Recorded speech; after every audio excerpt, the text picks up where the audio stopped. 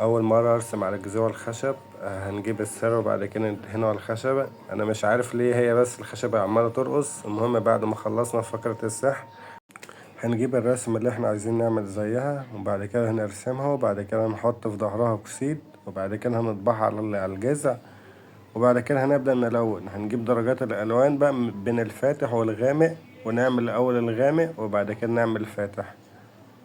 وقف هنحط الغامق وبعد كده هنبدأ نفتح لغاية لما نوصل للدرجة اللي احنا عايزينها.